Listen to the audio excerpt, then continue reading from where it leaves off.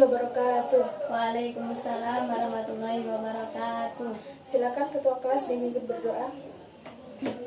Berdoa mulai. Berdoa selesai. Di absen dulu ya. Vina, Hadirah Bu. Lailatun, Sakit. ada suratnya? Ada Bu ini. Makasih. Bagaimana, udah siap untuk kegiatan belajar hari ini? Insya Allah siap Bu. Oke.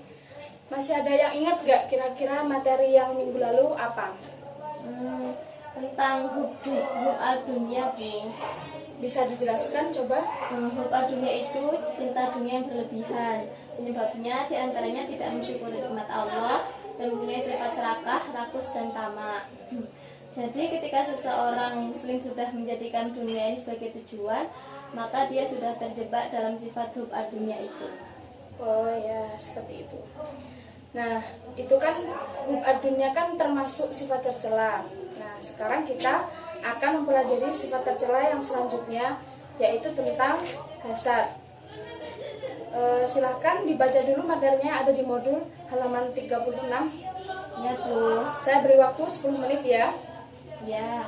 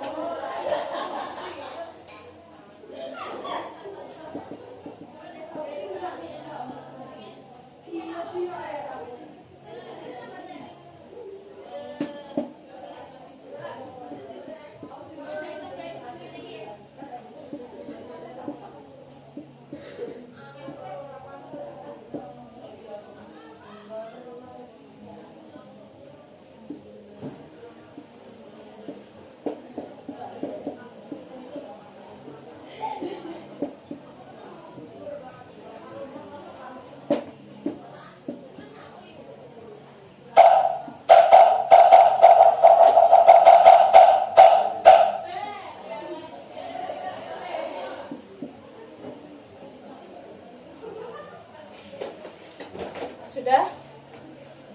Sudah selesai?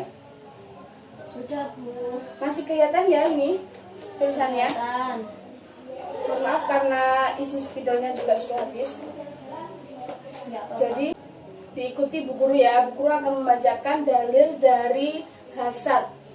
Bismillahirrahmanirrahim. Bismillahirrahmanirrahim. Wala tatamannaw ma faddalallahu bihi ba'dakum ala ba'd. Wala tatamannaw ma faddalallahu bihi ba'dakum ala ba'd.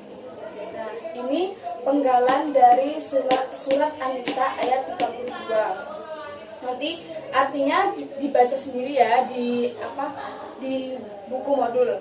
Ya. Selanjutnya Bu Guru akan menjelaskan apa sih hasad itu. Setelah membaca tadi, ada yang bisa sedikit menjelaskan hasad itu apa? Hasad itu penyakit hati, yaitu ketika seseorang merasa tidak senang jika orang lain menerima karunia dari Allah. Nah, hasad dari katanya aja, dari arti katanya hasada. Hasada itu artinya iri, dengki, atau benci. Kalau sudah dengki itu mestinya pasti akan membawa ke arah permusuhan ya. Nah, jadi apa pengertiannya itu sama aja dengan diartikan dengan membenci nikmat Allah yang dianugerahkan kepada orang lain. Nah, serta orang itu menginginkan nikmat tersebut hilang dari orang tersebut. Nah, karena itu kita harus sadar bahwa nikmat yang dikaruniakan Allah kepada setiap orang itu berbeda-beda. Seperti kecerdasan. Taraf IQ orang kan berbeda, nah seperti itu. Tidak semuanya sama, dari antara anak A dan anak B IQ-nya sama-sama 118. Nah ini 118. Tidak, karena setiap orang-orang diberi karunia yang berbeda-beda. Jadi ada yang bakatnya itu misal ini di akademik, yang ini di olahraga, yang lainnya itu yang ini di kesenian, yang ini di bela diri. Jadi berbeda-beda, setiap orang pasti mempunyai karunia sendiri-sendiri. Nah, sebab-sebabnya apa? Ada yang bisa menyebutkan? Saya Bu. Ya, silakan. Pertama, rasa benci pada orang lain. Ya, betul. Yang kedua, sifat sombong. Nah, itu sombong itu bisa disebut juga dengan takabur ya. Jadi dua sifat itu, dua sebab itu sebenarnya sebab utamanya orang bisa tidak suka terhadap orang lain. Maksudnya tidak sukanya itu karena orang lain lebih berhasil dari dia, orang lain lebih maju dari dia. Nah, hasad kan termasuk sifat tercela yang harus kita hindari karena termasuk nanti sifat tercela itu membawa ke kehancuran. Jadi apapun yang tidak baik maka juga tidak disukai oleh Allah, karena sifat hasad itu menyebabkan munculnya permusuhan dan akan membawa malapetaka yang lain. Baiklah, itu tadi sedikit penjelasan dari Bu Guru ya. Nah, selanjutnya ada yang bertanya atau tidak? Saya tanya Bu. Ya, silahkan. Nah, itu untuk menghindari sifat hasad gimana? Nah, sifat hasad kan sifat tercela yang memang kita harus menghindari, sebisa mungkin berusaha menghindari. Nah, caranya seperti memperbanyak bersyukur, terus saling mengingatkan dan menghormati, saling menasihati juga antara teman.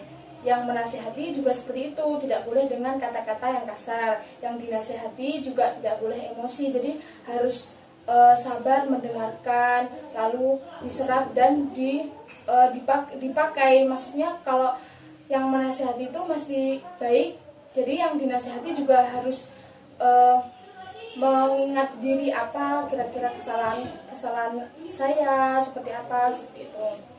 Nah, berpikir positif atas kejadian yang menimpa, seperti kita terkena musibah. Misal saya dengan teman saya sama-sama atlet, lalu saya cedera di kaki, terus akhirnya yang ikut lomba dia. Jadi kita juga harus sadar, oh mungkin memang ini saya waktunya istirahat. Jadi harus berpikir positif bahwasanya kita ya mungkin waktunya untuk yang lomba adalah dia, bukan kita. Jadi kita harus menanamkan pikiran yang positif, terus menanamkan kesadaran bahwa sifat hasad itu akan membuat orang itu menderita batin. Jadi kalau misal saya berpikir, anak itu udah jadinya ikut lomba, aku nggak ikut, nanti aku nggak terkenal gimana, gini. Jadinya kan kita sendiri yang akan menderita batin. Nah, seperti itu. Terus bersikap realistis atau melihat kenyataan dan teguh pendirian, tidak mudah terprovokasi. Jadi misal teman saya yang satunya lagi bilang ke saya, kamu harus cepat-cepat sembuh biar bisa ikut lomba juga, gini. Nah, jadi kita harus teguh pendirian. Nggak apa-apa lah, saya ini memang udah waktunya, memang kesalahan tadi, cedera. Jadi akhirnya sekarang jadinya diharuskan istirahat, seperti itu. Terus senantiasa ingat kepada Allah dan berdoa juga meminta perlindungan agar terhindar dari sifat hasad tersebut. Seperti itu. Terus ada yang ditanyakan lagi? Kalau sudah kan saya tutup. Nah, untuk tugasnya nanti dikerjakan yang latihan soal harian itu, yang halaman 35 kalau tidak salah. Sekalian dihafalkan dalilnya ini ya. Minggu depan maju satu-satu itu beserta artinya. Nah, jangan lupa belajar dan jaga kesehatan, karena sekarang kan musimnya kan banyak yang sakit ya, musim pancaroba. Jadi harus tetap dijaga kesehatan biar bisa belajar. Siap Bu. Nah, bisa kita akhiri ya semuanya. Iya. Silahkan ketua kelas memimpin berdoa.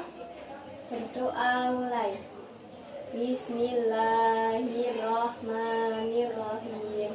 Wal asri innal insana lafi khusrin illal ladzina amanu wa amilus solihati wa tawassaw bil haqqi wa tawassaw bis sabr. Walhamdulillahi rabbil alamin. Akhir kata, mohon maaf bila ada kesalahan. Wassalamualaikum warahmatullahi wabarakatuh. Waalaikumsalam warahmatullahi wabarakatuh.